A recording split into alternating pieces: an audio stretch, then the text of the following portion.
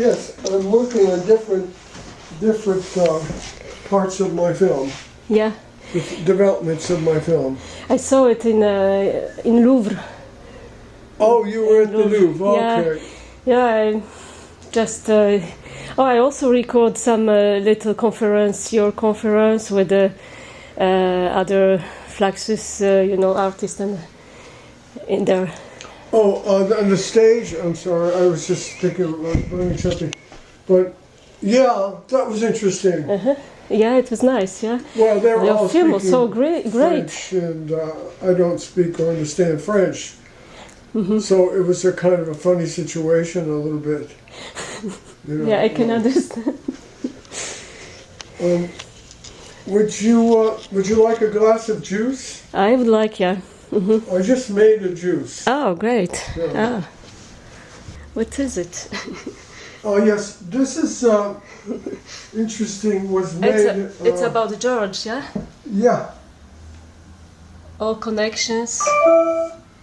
Yeah, basically it's the script. The script of your film about George. Let's close this and I'll show Yeah. you. Yeah. Oh, it's so incredible. Maybe you could put your bags and stuff on this chair. Yeah.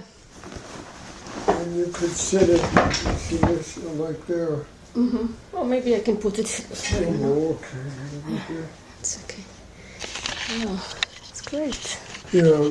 Do you have enough light there? I have a overhead light here. It's a little better. It's a little. The film of Jonas also is beautiful, yeah, about funeral and.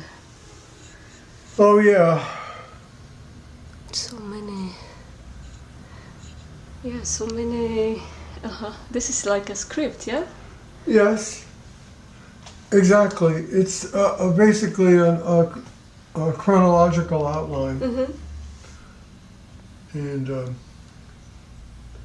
this was made more than a year ago. So we have much more new things. More interviews and also more media that I've been researching. But his loft is still in Soho, in Mersey Street, or no? No. You mean where he was living? He was living at Worcester Street. Yeah. In the basement. In a basement apartment. Was the first building that he developed. 80 Worcester. Yeah, so he took a place in the basement. Yeah. Because one film that I saw with Jonas, he was in The Wife of the Pike, I think. Right. Shigeko. And she told something that she lives in Mersey Street, something? Or? She lives in Mercer Street. She lives in Mersey Street. And George didn't... it is her, okay. Well, he developed that building, but he didn't live there. Okay.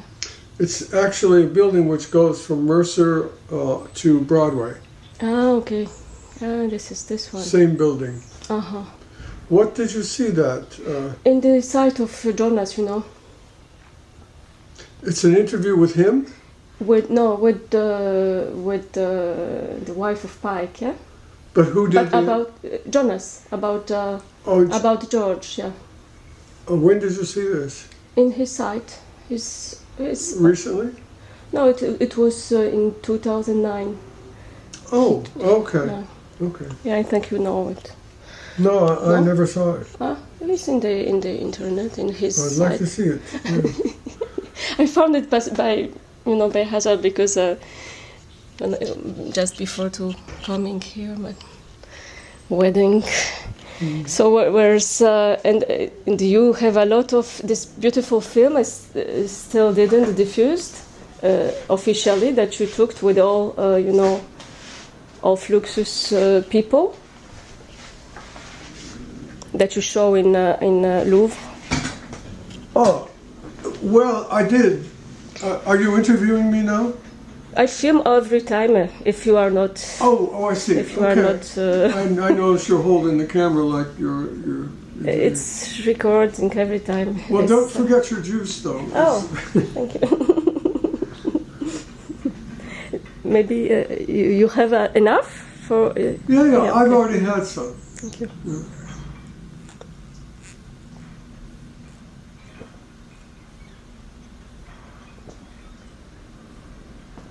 Good.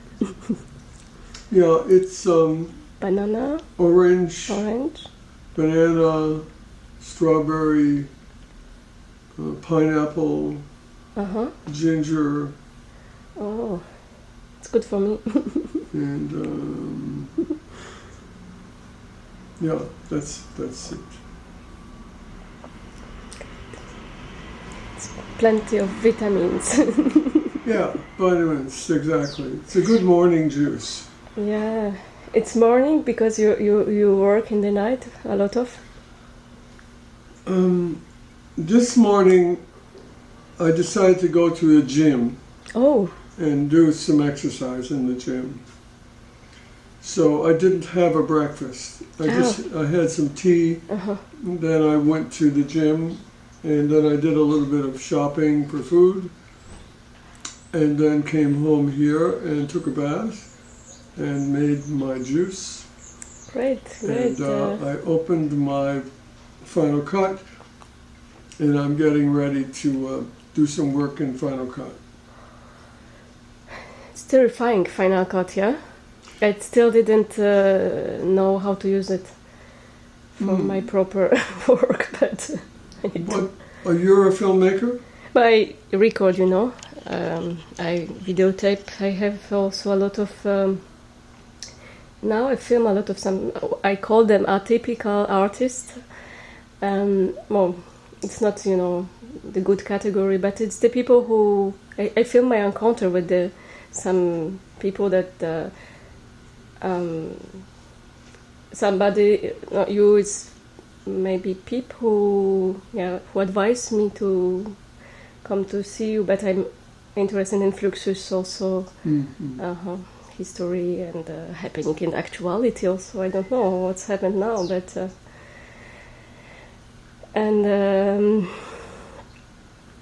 so yes, I have a lot of films, video interviews.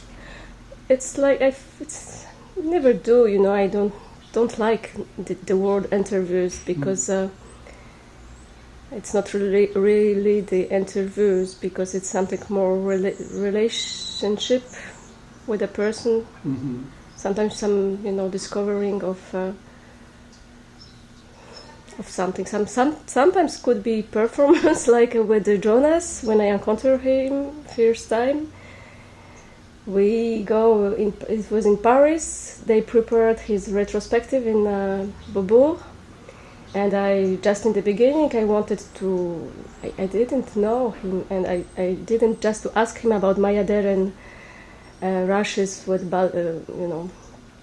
something that I look for, and our encounter beginnings like this, from one bar to second bar to third bar. we sing. Let me have the camera. So yeah. So it wasn't really an interview with him. No. It was more of a meeting with him. It was something more. I don't know. Some kind of try to understand what's the person is, how he is, and something more what's happened between me and some person also. I learn, also by this encounter. And what did you discover? Oh, now I film all filmmakers, experimental filmmakers since that I encounter. I always filmed maybe a lot of artists before, but it was more external, more. It was like film of like a work of somebody. I film. For example, like Jean-Marie Straub, who prepares some actors. I film 6 months to film him in working. You were filming him for 6 months? Yeah, mostly all, les séances of working, just the moment of working.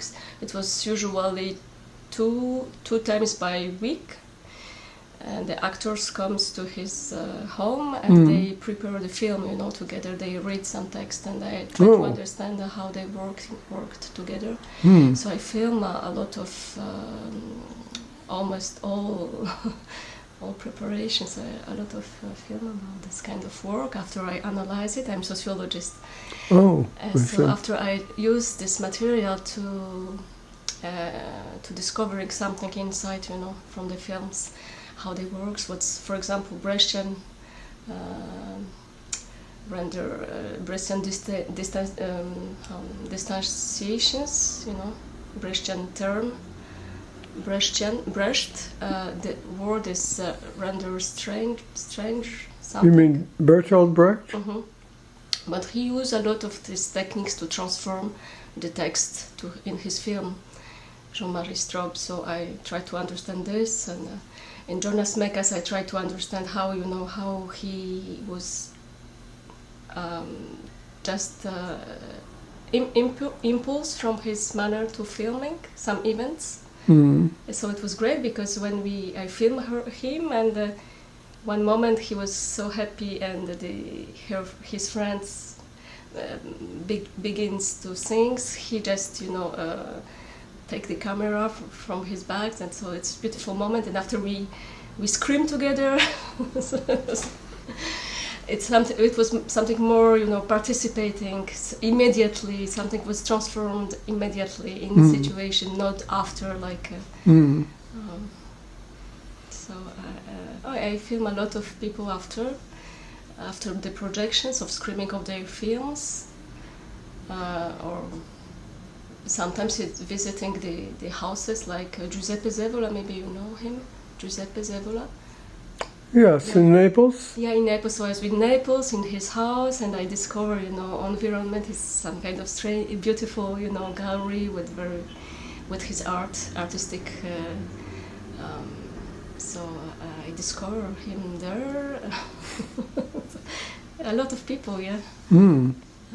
Also, so maybe when I saw your film, I told myself, yeah, so I'm in the beginning to collecting something like a little like you, but my image is not so beautiful as yours, but some kind What do you mean? Because your film is very, very, very well filmed. Oh, you like the image of the film? Yeah. The visual image of it. Yeah. Oh, thank you. It's important to me anyway. Okay. Yes. Well, what do you do with all of this stuff then? I need to stop to film now after New York a little for a while, and try to organize, to edit it. So I organize. And what will do you know what I write some book about film as experience. Okay. And I would like to describe each encounter and put some fragments of films that I will, choose from the encounters to the books. Some kind of books, DVD books, I don't know exactly. But it's in progress in the same time, writing and filming and traveling and. Are you an academic or? It's some kind of art and research, but I'm work at university. Yeah. I see. Which university do you work at? University of Technology in Compiègne, and now I'm in CNRS, which is Research Institute in Paris, in Institute of Marcel Mauss. Marcel Mauss. The name is Institute of Marcel Mauss. It's some kind of sociology, anthropology in Paris. So I do I'm discharged for the courses this year, so it's beautiful because I can just film and travel. You're on like a Fulbright traveling scholarship, or? No, I'm teach now at university, but it's like a sabbatical, you know. Oh, sorry. Not sabbatical, but because they just transfer me to another institutions for 1 year. And in these institutions, we don't need to teach. We can just do research. And I try to link something because I'm 40. You're what? Because I'm 40, I decided that now, I will. You mean you're 40 years old? 40. 40, that's your age, you mean? Yeah. Okay. So I decided that it's maybe middle. No, I will decide to live very old, but maybe it's middle age, And I decided that I've been now try to render something coherent between my work, my life, and what I want to do. So it's important time for me also to. And what is your idea about living very old? Oh, I think some kind of precious, life that we have. It's beautiful. Mm-hmm. So I would like to live old, yeah. And do you have any idea how you will accomplish this? 103. And how will you do this? Oh, you can decide and when you decide, something sometimes works. You think by your pure wish or will that your will produce this kind of thing? Yeah, you need maybe, some kind of environment also. You need to create your environment in the manner that help you to be, I don't know. Do you know anything about dreaming? Dreaming? Yes. It's maybe. Because I had a strange dream 2 mornings ago. Yeah? Mm-hmm. What was your dream? My dream was that I was kind of in a cafe with friends, and I got a call on my cell phone. Mm-hmm. And I answered the phone, and it was Yoko Ono calling me. Yoko Ono? Yes. Mm-hmm. And she told me in a very, very serious way that she was dying. Oh, really? Yeah. And it was quite deep. The feeling of it was very personal for me. And so I told her, I felt it. I felt the emotion, her emotion, and the announcement of her death. Oh. And I guess I told her, I tried not to say too much. Yeah. And I think I told her that I loved her. And I have loved her for a long time. Because I've known her for 50 years now. Oh. I met her 50 years ago, this year. Okay. This year? Yeah. So it's ahead of birthday. I met her in 63. Okay, in Tokyo. And there was a feeling of deepness, like deep space. Or in the Japanese have a word for this, which is ma. Ma means emptiness, or the space in between words even. And it's quite a Zen idea. And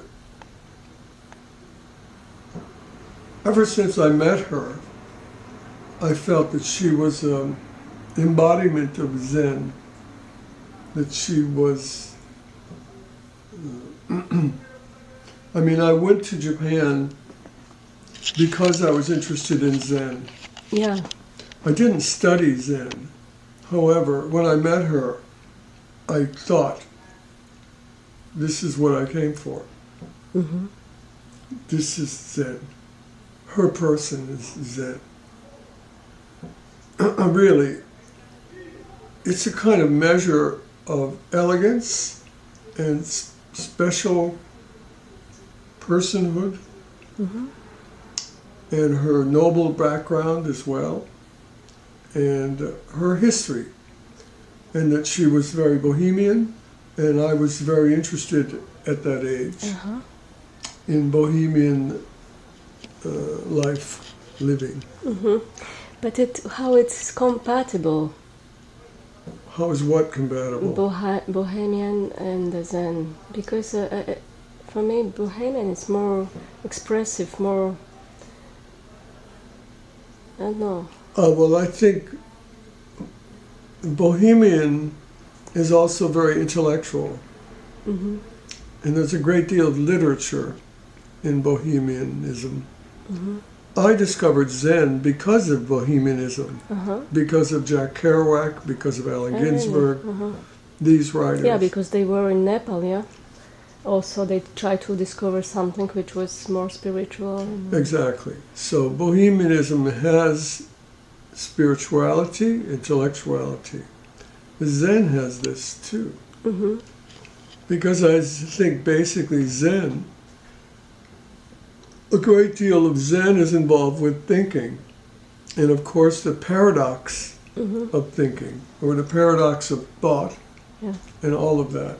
And Zen is very much a part of this paradox, the idea of paradox. And a kind of magical living. To live as a magical being.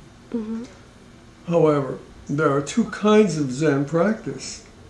One is a monastic meditative practice, a very rigorous ordeal, a kind of personal ordeal, a mental ordeal, a mental ordeal to find enlightenment, as if enlightenment is some kind of heaven sent. Yes. You know, and then there's some more ordinary. Yes, kind of just living, which is called field. Field? Field, living in the field. Field. The field is the distance and the presence and all of that. So, the dream and her telling me of her death had this kind of very seriousness to it. The feeling and the image in the dream was very personal to me as well. Not just because of her, but the feeling and my visual imagination, my visual experience in the dream was something that I had experienced as a child, in fact. Oh, really? And so it had a very profound feeling for me. Serious. So, nothing was resolved in the dream. And then I was walking and I came upon a table and a person sitting at the table. And the person was sitting there with his head in his hands like that, as though he was in despair, or like this. And I came around and looked at him. And his face was kind of puffy and whitened. And he was in despair. And it was my father. Oh. It was my father. Oh. Who has died many years ago. And he was telling me that he was dying. Oh. And that he was sad about dying because he had some unfinished work. Yes. Probably something that many people who die say. I have not finished. Right, I have not finished the job yet. Exactly. Not everybody is that way, but maybe people who are ambitious, creative people, etc. Especially creative people, yeah. I think if you are engaged in something, which, because the work in which we believe that we do, it's also our life. If there is not, orientation, we can put, we are disordinated and desperate always. But if you have some aim, something which is more stronger than even yourselves, it's the way to living for this. An inspired life, yes. So I understand why some people told to the death, no, not yet. Not yet. But it's never yet. For human being, it's never yet to be dead. Yeah, it's not the reason. But then it's beautiful because you can continue. You can transform after. You are living another forms, but you are not disappear from the world. So, which is much more universal, much more. We just come back. But what kind of I don't know, flowers or beard did you did you wear, or I don't know, some kind of reincarnations? What is your question? If you would like to rebirth, yes. What would be your substance, or another man, or bird, or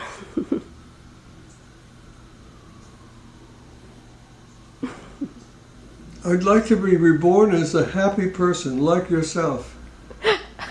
I'd like to be reborn as you. Thank you. You want to be me? Yes, I'd like to be reborn as you.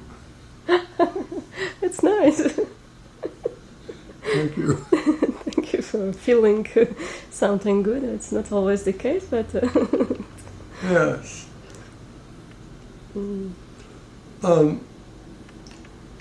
I also have interviewed many people.